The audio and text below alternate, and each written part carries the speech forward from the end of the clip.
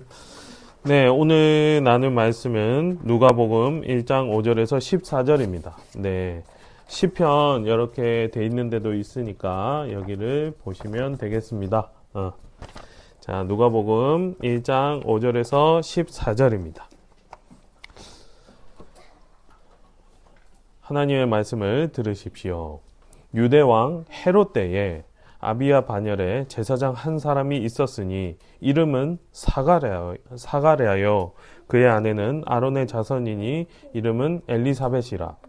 이 두 사람이 하나님 앞에 의인이니 주의 모든 계명과 규례대로 흠이 없이 행하더라.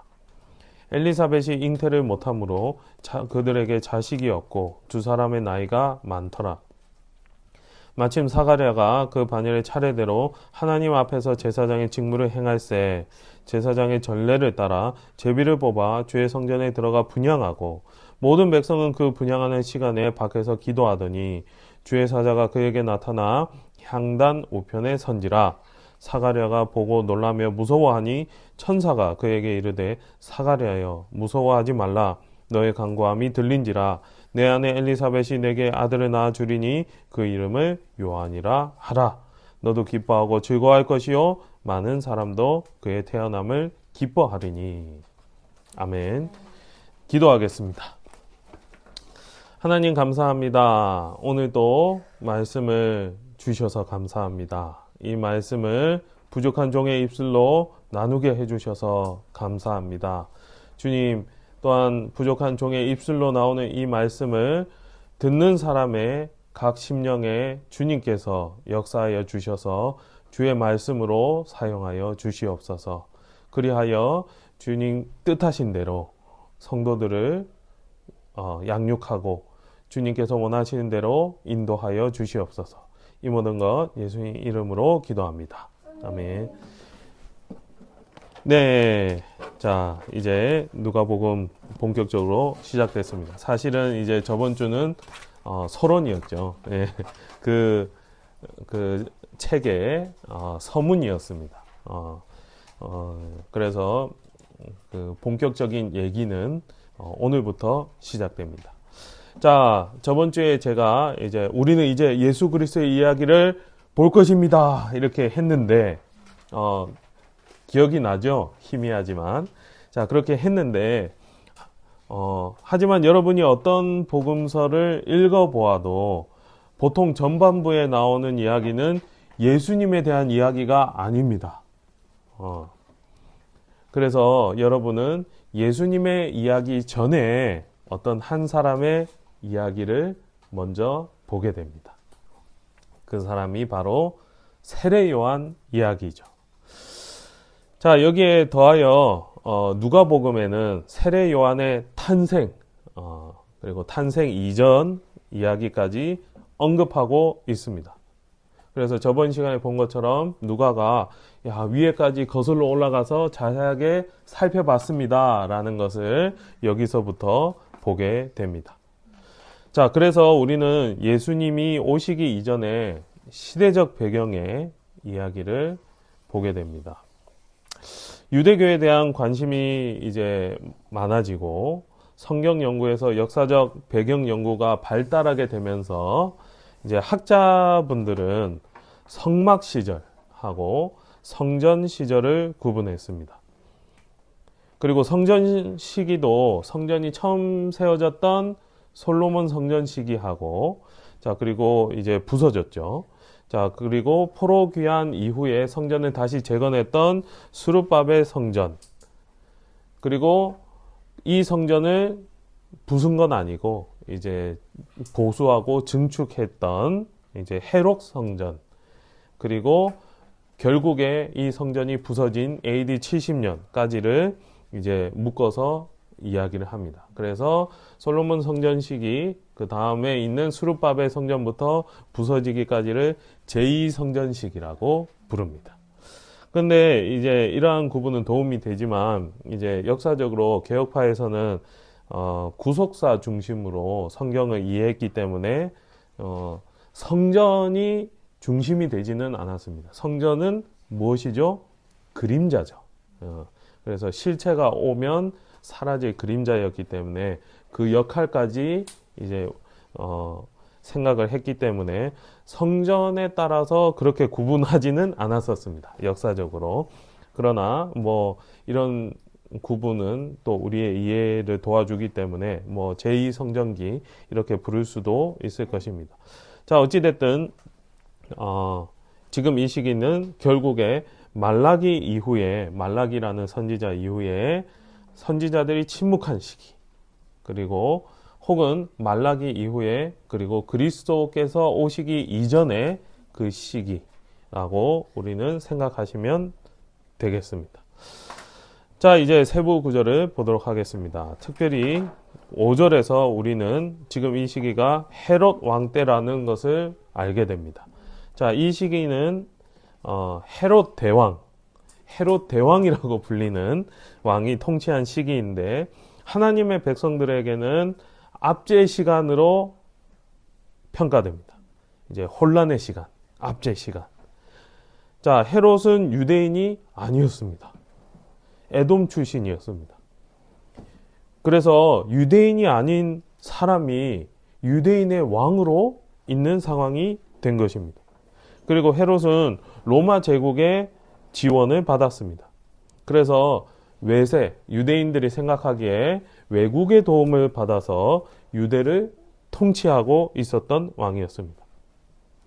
정치적 상황에서는 이제 민족적인 압제가 있었는데 종교적 상황도 혼란했습니다. 이제 다양한 분파들이 나타났습니다. 선지자가 침묵한 시간, 그리스도께서 오시기 전에 그 침묵한 시간에 이제 많은 사람들이 다양한 생각을 가지게 된 것이죠. 우리는 때때로 이제 성경에서 하나님께서 생각보다 긴 시간을 침묵하시는 경우를 보게 되거든요. 근데 언급은 별로 없습니다. 예를 들어서 이제 모세 출애굽 시기에 이제 요셉을 알지 못하는 사람들이 나타났을 때 그 시기가 길었죠. 자, 그런데도 이제 사람들은 다양한 생각을 가지고 있었고 하나님에 대한 다양한 생각을 가지고 있었는데 그래도 하나님은 침묵하셨습니다.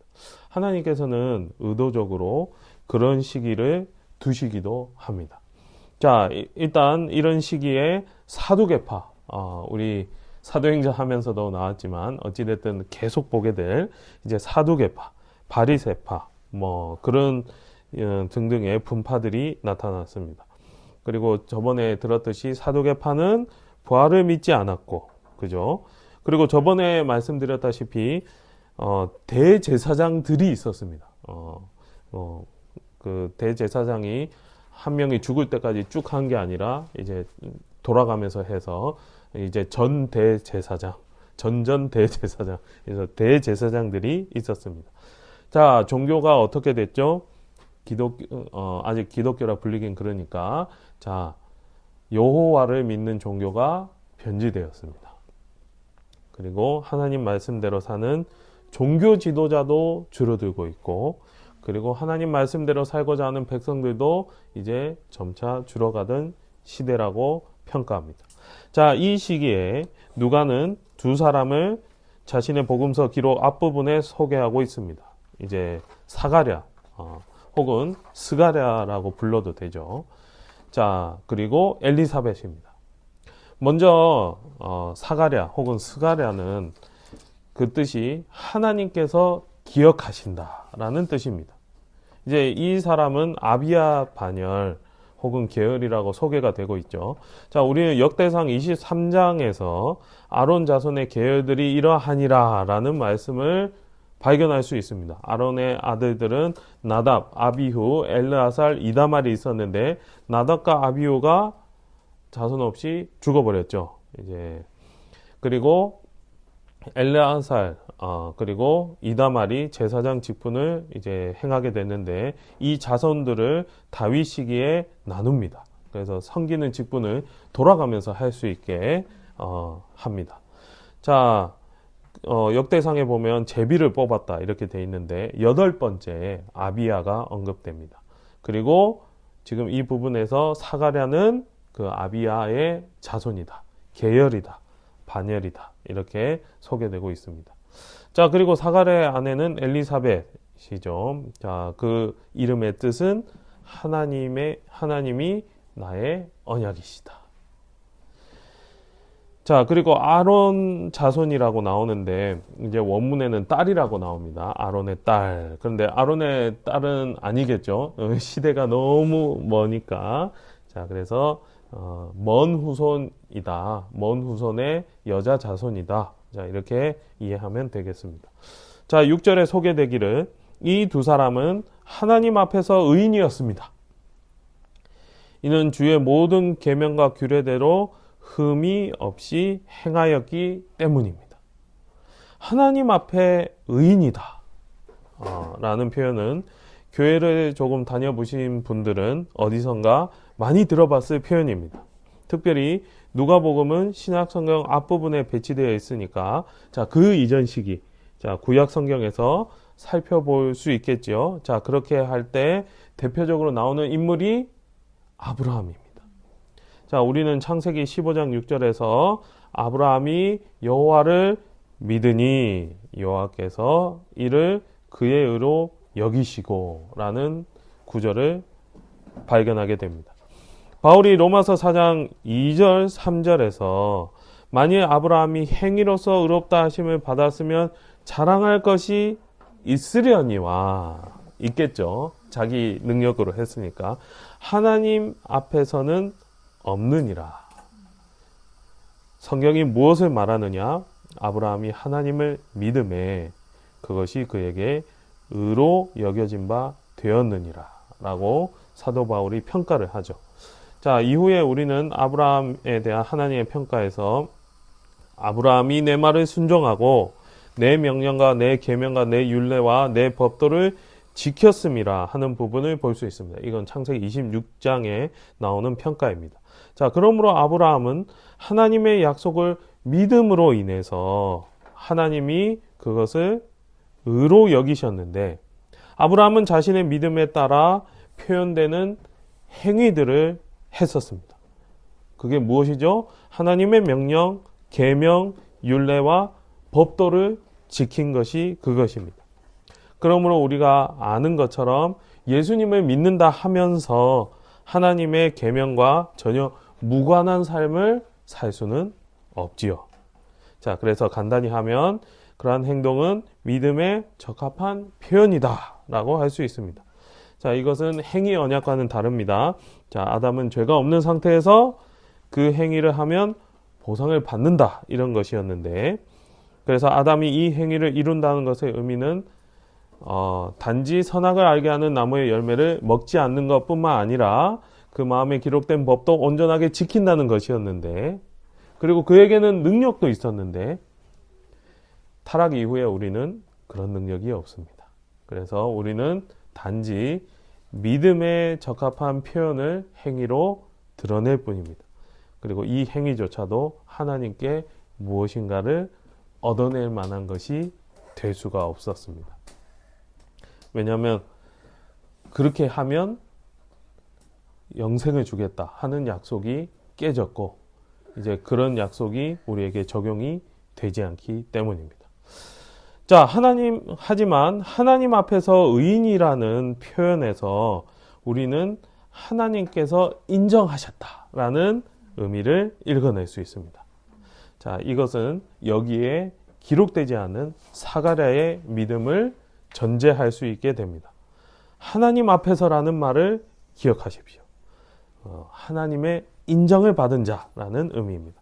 사가랴는 하나님의 약속을 믿은 자였고 그 믿음에 적합한 표현으로 주의 모든 계명과 규례대로 흠없이 행하였다라는 의미입니다. 자, 하지만 여기서 우리는 부정적인 묘사도 마주하게 됩니다. 잉태를 못함으로.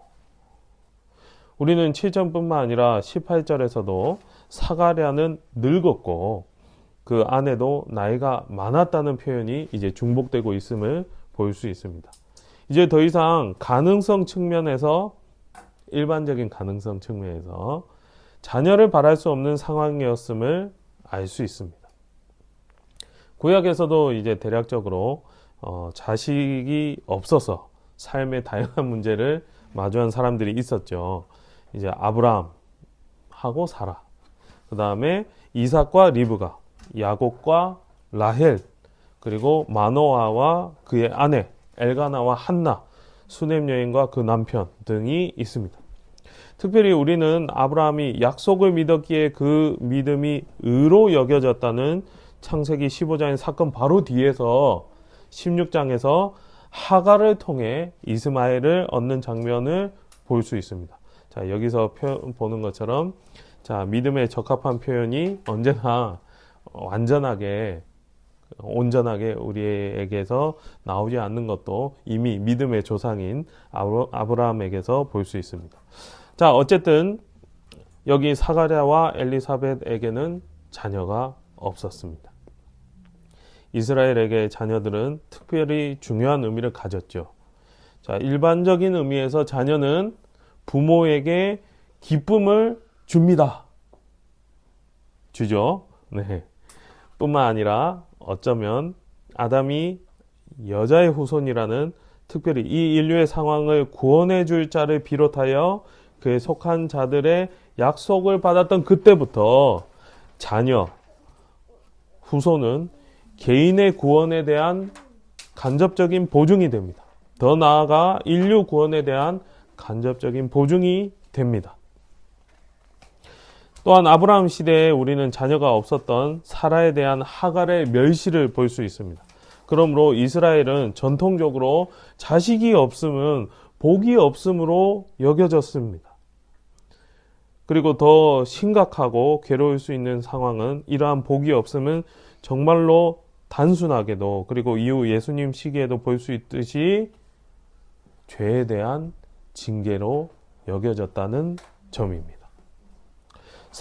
사람들은 사가랴와 엘리사벳을 인정했을 것입니다. 그러나 여전히 어떤 사람들은 예수님 시대에 복음서에서 언급되는 그 사람들처럼 저 사람이 저런 상황인 것은 아마 저 사람에게 숨겨진 어떤 죄 때문일 거야. 이렇게 생각했을 것입니다. 하지만 날 때부터 맹인인 사람이 자신의 죄나 부모의 죄가 아니라 하나님의 영광을 위해 그런 처지에 있었던 것처럼 이제 우리도 사가랴와 엘리사벳의 수십 년, 그죠? 늙었으니까 수십 년 동안의 고통이 하나님의 영광 때문이었음을 이제 알게 됩니다. 자, 이제 8절에 넘어가면 자, 8절부터 오늘 읽지 않았지만 23절까지는 이 이야기의 중심부입니다. 자, 그래서 조금 더 주의 깊게 살펴볼 이유가 있습니다. 자, 사가랴는 이제 차례가 되었죠. 그래서 제사장의 직무를 행해야 했습니다. 여기서 이제 전례 따라 분향을 해야 됐죠. 자, 이 향을 피우는 일입니다. 율법은 하루에 2번씩 아침과 저녁에 분향하도록 규정하고 있습니다. 분향단은 성소에 있었습니다. 여기는 제사장들만 들어갈 수 있었습니다. 백성들은 이제 밖에 있었죠. 우리는 이사야 56장 7절에서 성전이 기도하는 내 집이라 라고 언급되는 것을 볼 수 있습니다.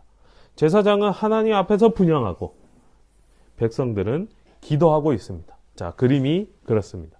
제사장이 성소로 들어가서 분향하면 백성들은 그 성소 밖에서 기도하고 있었습니다. 자, 이 모든 것이 성전에 있었죠. 자, 히브리서 9장에 따르면 이러한 예배 방식은 이전 약속에 속한 것입니다. 아직 예수님의 지상 사역이 완수되기 이전에 그때는 특별히 모세 언약 이후에는 이렇게 언약을 믿는 자들에게 주신 예배 방식이 있었습니다. 그리고 그 방식에 따라 하나님을 섬겼습니다.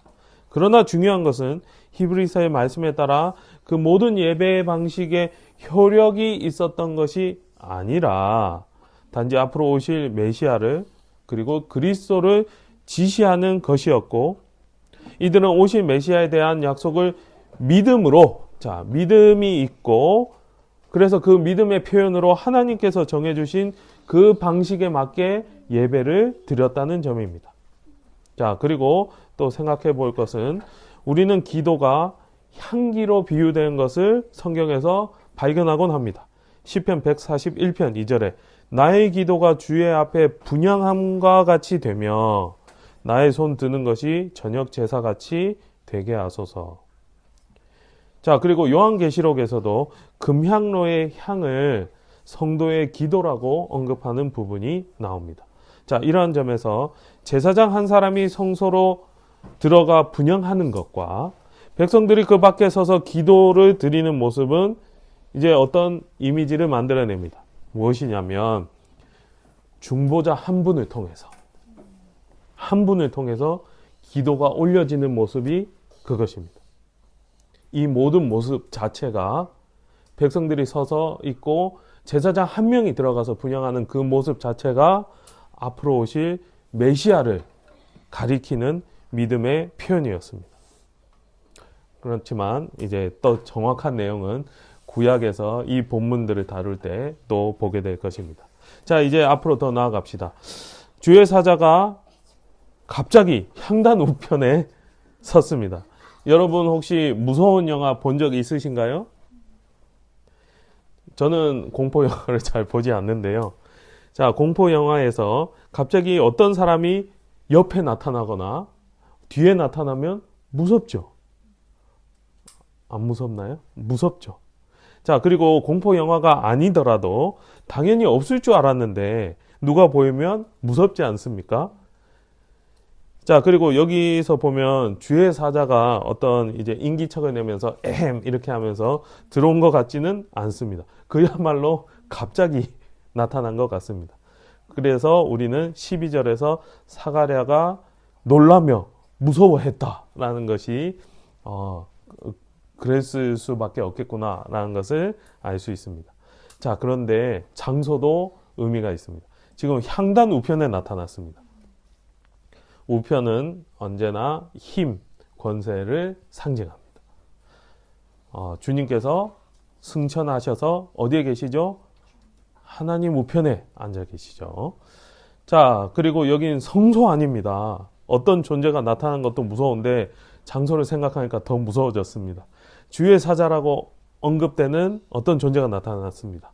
자, 여기서 강조점은 주입니다. 자, 이 사자는 만군의 왕 여호와 하나님이 보내셔서 이 자리에 오게 됐다는 말입니다. 우리는 대리인을 통해서 그 주인의 영향력을 보지 않습니까? 주의 사자는 하나님의 현존을 강하게 표현하는 표현입니다. 그리고 이에 더하여 우리는 이사야 선지자가 이전에 이렇게 말했던 것을 기억하면 더 좋습니다. 자, 여호와를 배웠으니 망하게 되었도다. 누군가는 이 땅에서 하나님을 보면 나는 하나님 믿을 수 있겠다라고 하지만 우리가 아는 성경 인물들은 어떻게 했죠? 하나같이 두려워했습니다. 우리는 부정한 자인데 거룩한 자를 보는 것은, 뵙는 것은 죽음과 같기 때문입니다. 자, 이것도 마찬가지로 이제 우리에게 중보자가 필요한 이유죠. 자, 어찌됐든 주의 사자가 나타나서 사가랴는 무서워했습니다. 자, 13절에서 17절은 천사의 말입니다. 자, 이 천사는 오늘 읽은 본문에서 이름이 나오지 않지만 자, 다음 주에 읽으면 나옵니다. 19절에 나오듯이 가브리엘입니다.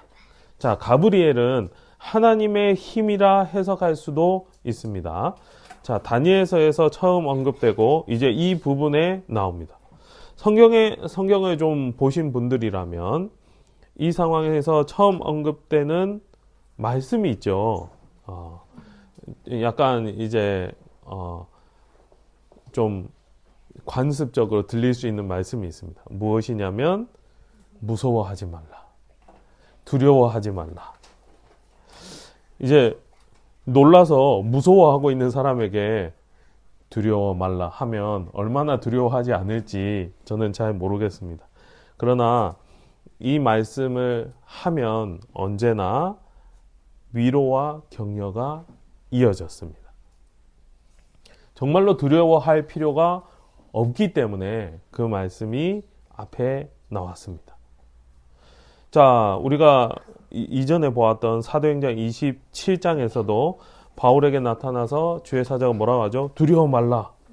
자, 너는 로마로 갈 것이다 라고 하지 않습니까? 자, 그래서 기쁜 소식을 언급하는 이제 억구입니다. 자, 너의 간구함이 들린지라. 무슨 간구였을까요?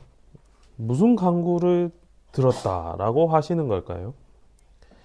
일단 이 장소가 제사장의 직무를 행하는 성소였다는 점을 기억해 보십시오. 그리고 분향단에서 분향하고 있었다는 것도 기억해 보십시오. 그리고 백성들이 밖에서 기도하고 있었다는 것도 기억해 보십시오. 지금 마음속에서 기도하는 마음으로 제사장의 직무를 행했다면 그 기도의 내용이 무엇이었을까요? 아마 이스라엘을 위한 기도였지 않았을까요?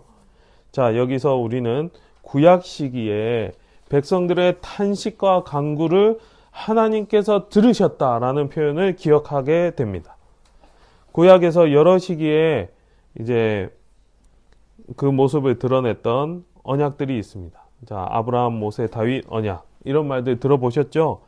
자, 그리고 선지서에서도 새 언약이라는 표현이 나옵니다. 이처럼 구약에서는 언약이 반복되고 그리고 갱신되는데 아직 실체가 오지 않았습니다. 그러므로 이것은 어쩌면 우리가 사도행전에서 들었던 이스라엘의 소망에 대한 기도였지 않았을까요? 제사장으로서 기도했다면 우리는 이스라엘을 대표해서 그런 내용의 기도가 있었을 것이라고 추측해 볼 수 있습니다. 자, 그런데 동시에 우리는 사가랴가 비록 지금은 늙어서 기도하고 있지 않았을 수 있지만 개인적으로 아들을 위해 아니면 자녀를 위해 기도했을 것이라 확신합니다. 하나님은 때로 어떤 탄식과 간구에 대해 우리 인간의 입장에서 보면 아주 오랜 시간 뒤에 응답하시는 것처럼 응답하실 때가 있지요. 자, 이렇게 생각하면 우리는 사가랴의 오래전 간구인 자녀에 대한 간구가 이제 들렸구나. 하나님께서 들으셨구나. 이렇게 생각할 수도 있습니다. 자, 그러면 두 가지 가능성이 있죠. 이스라엘의 소망에 대한 가능성. 그 다음에 자녀를 간구하는 그 가능성. 그럼 무슨 간구를 들으셨을까요? 천사의 말을 더 들어봅시다. 자, 먼저 천사는 아들을 낳을 것이다 라고 말합니다.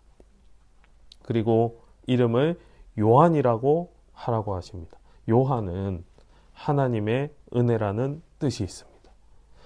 하나님께서 자녀를 주시겠다 하시며 이름을 정해주시는 일을 우리는 구약에서 좀 보게 됩니다. 자, 이제 하나님의 은혜라는 뜻은 의미심장합니다. 이제 이 아이를 통해서 하나님의 은혜를 드러내시기로 정하셨기 때문입니다. 자, 그리고 더 나아가서 14절에 이 아이의 탄생은 사가랴뿐만 아니라 많은 사람에게 기쁨이 된다고 합니다. 한 부부의 자녀가 그 부부만의 기쁨이 아니라 많은 사람에게 기쁨이 된다는 표현은 어쩌면 아브라함 언약의 표현과도 비슷합니다.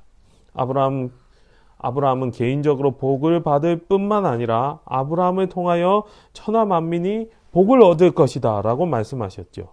자, 개인적인 측면 그리고 많은 사람들이라는 그 측면, 이 두 가지 측면이 동시에 결합되는 것은 하나님의 언약 역사에서 지속적으로 표현되는 어떤 모습입니다.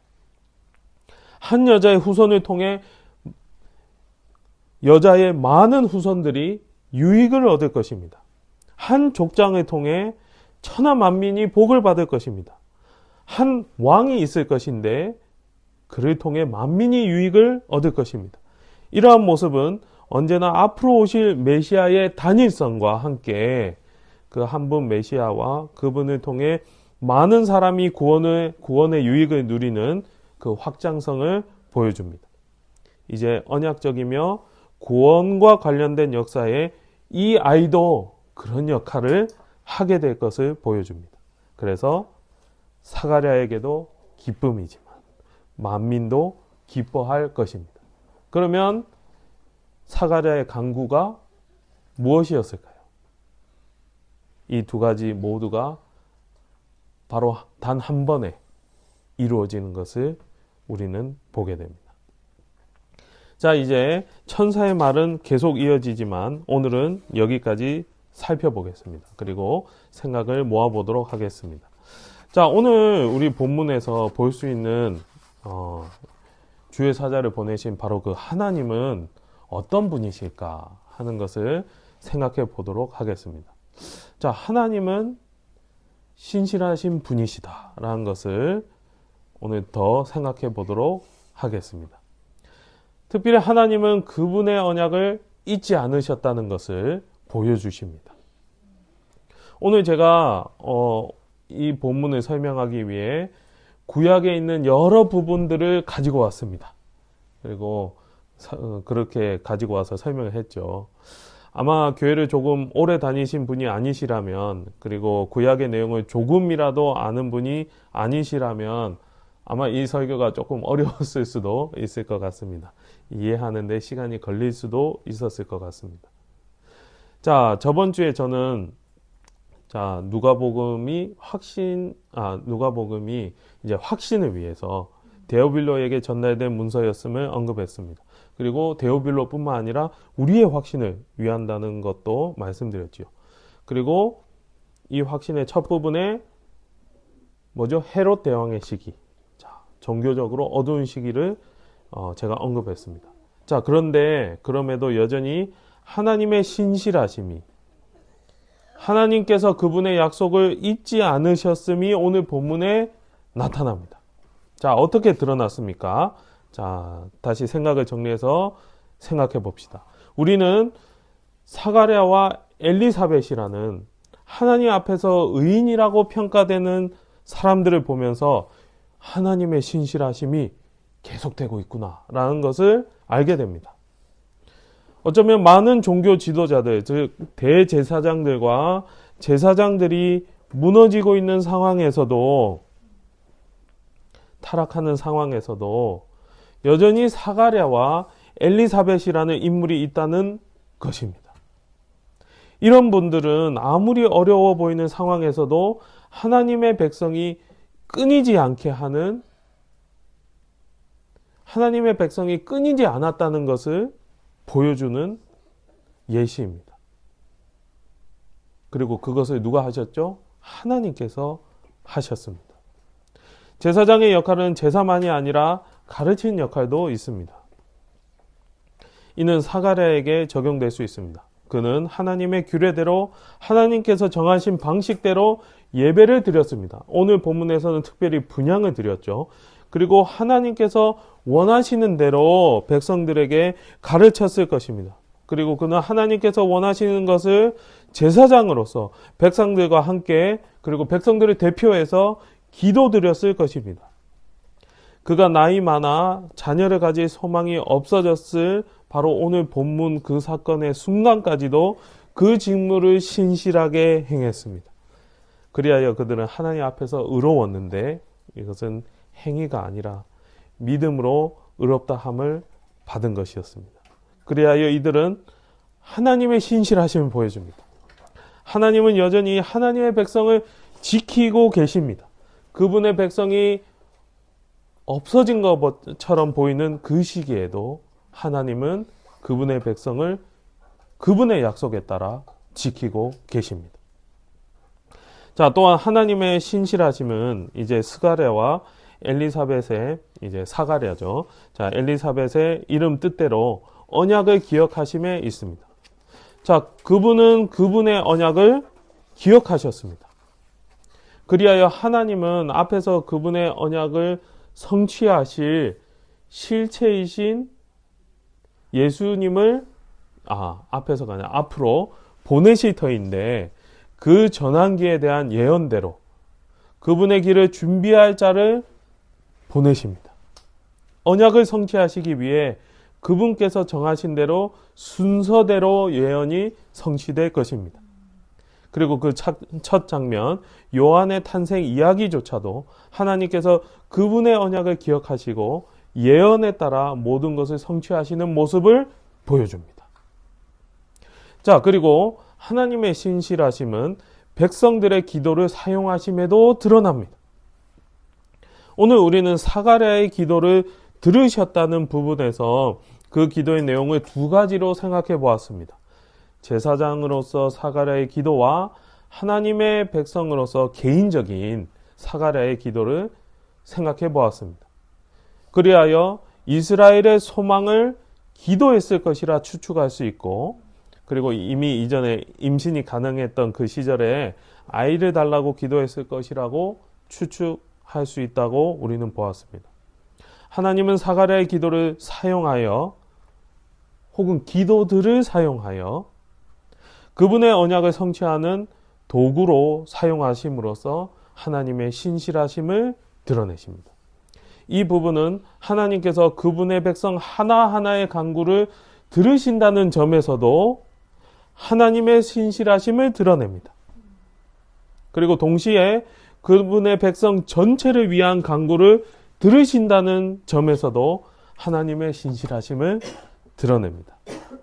그리고 그분의 신실하심은 놀라워서 그분의 백성 중 한 사람의 기도를 들어주심을 사용해서 그분의 백성 전체를 위한 응답을 주시기도 합니다. 그리하여 사가랴와 엘리사벳의 이름 조합처럼 하나님은 그분의 언약을 기억하셨음을 그분의 백성의 기도를 들어주심으로 보여주십니다.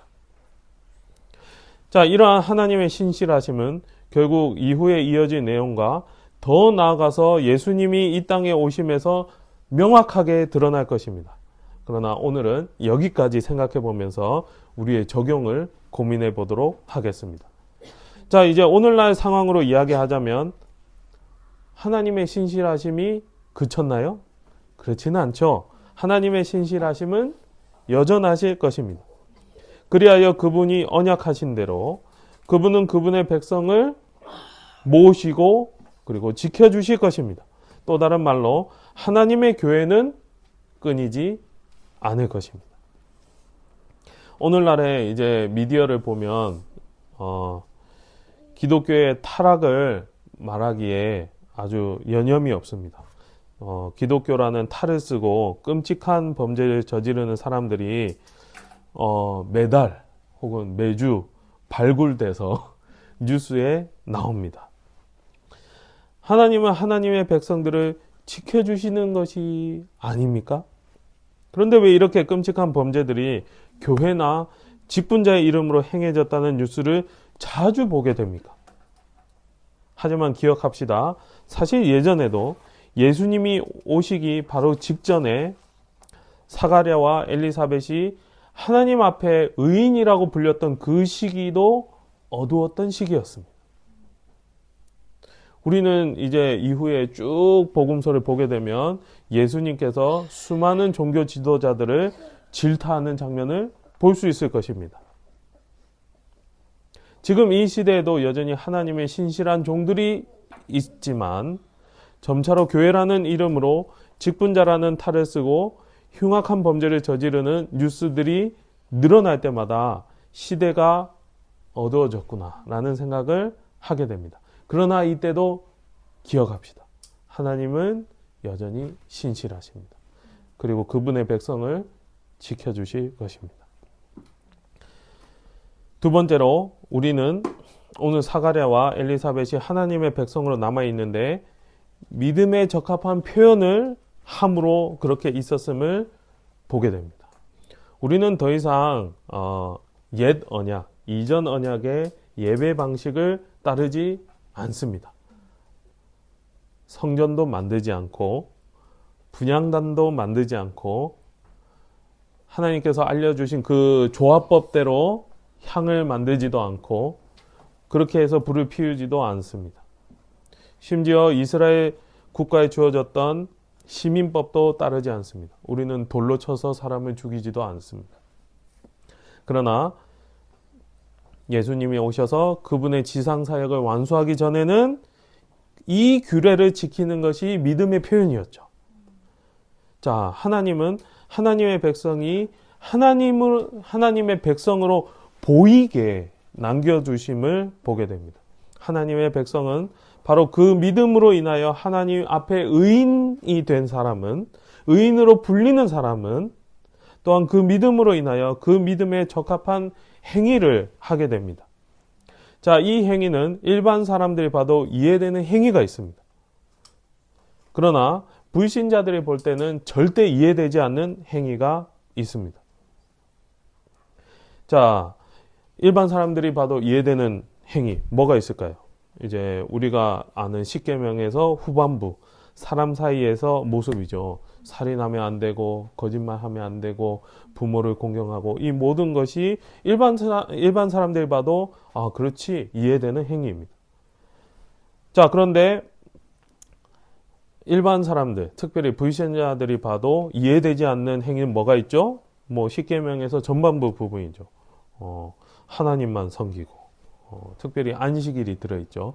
안식일에 예배를 드리고, 그리고 신에 대해서 신성에 대해서 어떠한 형상도 만들지 않고 예배하지도 않고 함부로 하나님의 이름을 부르면서 맹세하지도 않고 이런 모습이 있죠. 자, 그래서 하나님의 백성은 사람 사이의 관계뿐만 아니라 하나님과의 관계에서도 하나님께서 원하시는 믿음에 적합한 행위들을 합니다. 우리는 왜 주일에 쉬고 예배를 드립니까? 그것이 우리의 믿음에 대응하는 믿음에 적합한 행위라서 그렇지 않습니까? 이처럼 하나님은 여전히 통치하시며 그분의 백성을 남겨두시는데 이러한 모습으로 언제나 이 세상에서 구별되는 모습으로 남기십니다. 그러므로 우리가 어두워져가는 이 시기에 하나님께서 여전히 그 신실하심을 믿음과 동시에 그 믿음으로 하나님의 법을 지켜감으로 우리는 하나님의 신실하심을 보일 수 있게 됩니다. 우리가 예배를 드림으로 하나님께서 기뻐하시는 방식으로 예배를 드림으로 하나님의 신실하심을 드러내게 됩니다. 그리고 우리는 십계명에 있는 말씀대로 이웃을 그렇게 사랑함으로 하나님의 신실하심을 드러내게 됩니다. 하나님의 신실하심을 드러내는 하나님의 백성으로 남아있기를 소원하시고 또 그렇게 행동합시다. 자, 그리고 셋째로 우리는 하나님께서 하나님의 백성 전체를 구원하시는 계획을 그 백성 중에 있는 소수의 사람을 통해 이루신다는 것도 보게 됩니다. 자, 우리는 사가랴와 엘리사벳에게 자녀가 없다는 것이 구속 역사와 언약적 측면에서 볼 때 더욱 고통스러운 일임을 보았습니다. 그러므로 사가랴와 엘리사벳이 자녀를 가지게 되었을 때 이는 그들만의 기쁨이 아니라 많은 사람의 기쁨, 하나님 백성 전체의 기쁨이 된다는 것도 보았습니다. 이처럼 하나님의 백성은 유기적입니다. 한 지체의 일은 전체의 일과 연결되기도 합니다. 이스라엘 백성은 이것이 혈통적으로 연결되었기 때문에 더 실감했을지도 모르겠습니다. 그런데 이제 교회도 다르지 않습니다. 교회도 마찬가지입니다. 이제 우리에게는 세례 요한이나 예수님 같은 구속사에서 결정적인 역할을 하는 인물을 기다리지 않습니다. 예수님은 다시 오시기를 기다리는 거죠. 하지만 마지막 때 바로 예수님께서 다시 오시기 전까지 교회를 유지하기 위해 사용하신 인물들이 있습니다. 우리가 아는 교회사에서 종교개혁자들과 같은 인물들은 그들이 속했던 시대 혹은 그 지역에서 한 교회나 혹은 한 회중뿐만 아니라 지금 시대까지 온 교회, 온 하나님의 백성에게 유익을 끼쳤던 인물들입니다. 그렇습니다. 하나님이 이처럼 그리스도를 머리로 한 한 몸인 교회로 드러나게 하도록 한 사람이 아프면 모두와 연결되게도 하시면서 또한 한 사람의 기쁨이 모두와 연결되게도 하십니다. 그러므로 하나님의 신실하심은 하나님의 백성의 교회에 속한 한 사람을 통해 명확하게 드러날 수 있습니다. 교회에 속한 사람의 아픔을 돌아보며 또한 그들을 통해 교회를 보호하시고 유지하시는 하나님의 신실하심이 드러나기를 기대합시다. 자, 마지막으로 우리는 기도해야 할 것입니다. 기도하자고 말하면 늘 식상하죠. 하도 기도하자는 말을 많이 들으니까. 자, 우리는 사가랴의 분향과 백성의 기도 시간에 천사가 나타나서 간구함을 들었다라는 장면을 보았습니다. 이 모든 것은 하나님께서 그분의 신실하심을 드러내시기 위해 우리의 기도를 사용하신다는 것을 보여줍니다. 우리의 기도는 개인적인 기도 제목도 있습니다. 그러나 교회적인 기도 제목도 있어야 합니다. 다른 말로 하나님의 백성을 위한 기도 제목이 있어야 합니다. 우리가 저 시대처럼 이스라엘의 소망, 오실 메시아를 두고 기도하지는 않습니다. 그러나 이제 우리는 또다시 오실 예수 그리스도, 마지막 날을 위해 기도합니다. 왜냐하면 그분이 오셔야 이 모든 이야기가 끝나기 때문입니다. 그리하여 우리는 외치지 않습니까? 마라나타, 주 예수여 어서 오시옵소서. 그러므로 우리 교회의 기도 제목은 각 성도의 필요뿐만 아니라 하나님의 뜻이 어서 이루어지기를 기도해야 할 것입니다. 그리고 하나님의 신실하심은 교회의 기도를 사용하실 것입니다. 이제 말씀을 마무리하겠습니다. 우리는 이제 메시아의 지상 사역을 기다리는 심정으로 그리스도께서 오시기를 기다리지 않습니다. 우리는 모든 이야기가 끝나는 날, 그리하여 하나님의 뜻대로 세상이라는 이 이야기가 완결되고 완성되는 그날을 기다립니다. 그리고 기대하죠. 하나님은 여전히 우리 입장에서 볼 때 시간을 길게 두시는데 그것은 우리를 위함입니다. 이 시기는 복음의 시기. 그 어느 시대보다 찬란한 시대입니다.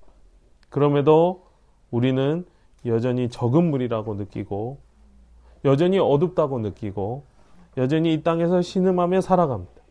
그러나 언약을 기억하시는 하나님의 신실하심을 믿으며 그분께서 신실하게 행하실 것을 기대하면서 우리도 하나님께서 알려주신 그대로 믿음의 표현을 하고 그 신실하심에 두고 기도하면서 이렇게 찬란하지만 고통스러운 시기를 살아갈 수 있기를 기도합니다. 기도하겠습니다.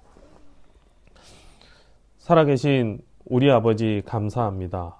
오늘 사가랴와 엘리사벳의 이야기 그리고 천사 가브리엘이 나타나 세례 요한을 주신다고 한 그 이야기를 우리가 보았습니다.